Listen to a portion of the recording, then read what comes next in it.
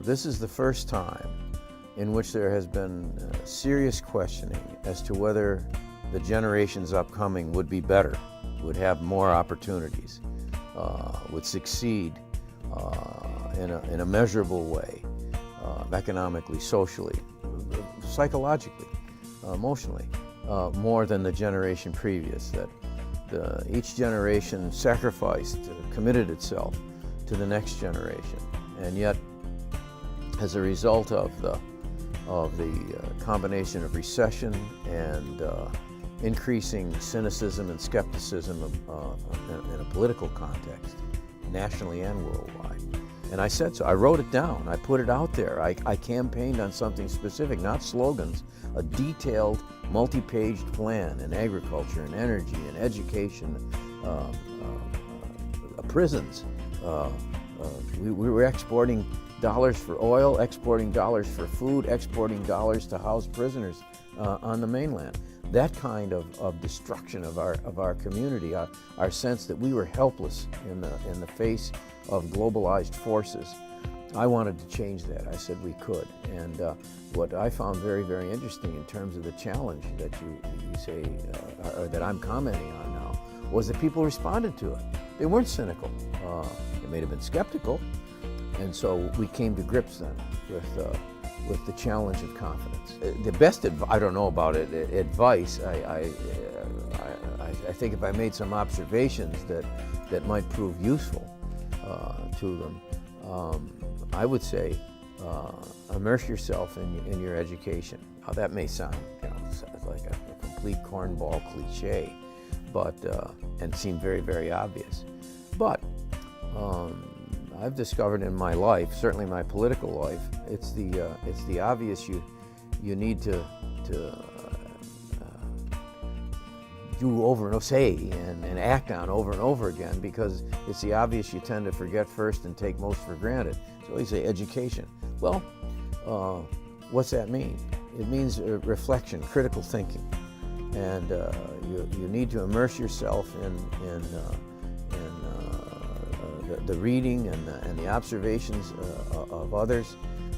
That gives you an opportunity to engage in that kind of self-reflection, have a clear idea of what it is you want to accomplish, and then don't be a victim. Don't stand there and lament the fact that there's all these forces operating out there that seem beyond your individual control. I mentioned before in the conversation this advent of privatism at the expense of individualism. An individual recognizes that there's a community out there, and that you understand yourself and gear yourself towards your relationship to those around you. Now, when that gets privatized, when you become solipsistic, when you revolve around yourself, that's when you get the hedge fund problems. That's when you get the selfishness and the self-regard that eliminates any sense of responsibility to your community. The idea in Hawaiian of kuleana, your responsibility. That responsibility goes out. It's not that everybody owes you, but rather you owe the opportunity, your opportunities rather, to the fact that the community has provided that. Everybody has a role here in Hawaii, and so my advice is to pay attention to the aloha spirit, pay attention to the Hawaiian values that inform and instruct all of us, regardless of our background.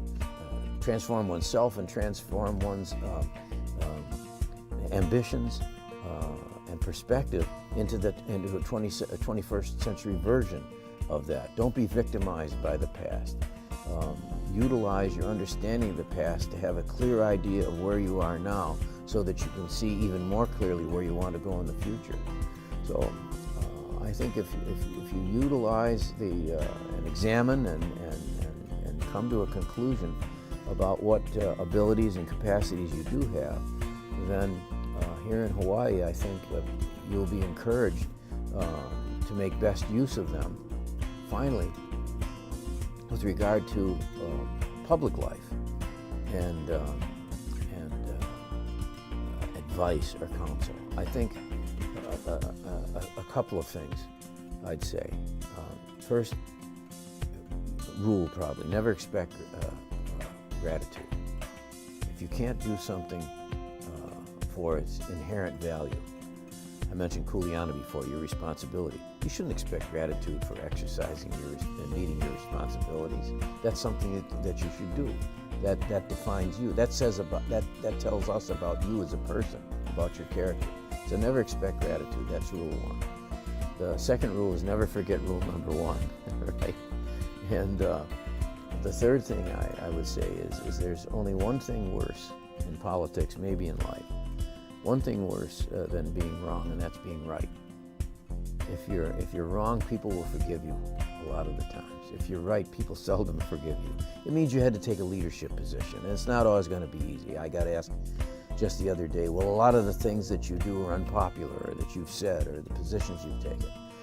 And my response is, I didn't do it to be popular. I'd certainly like it if everybody agreed with me, but as a leader, your responsibility is to face the choices and make the decisions that are the right decisions for your community, your families, your state, and let events then show whether your judgment proved correct or not.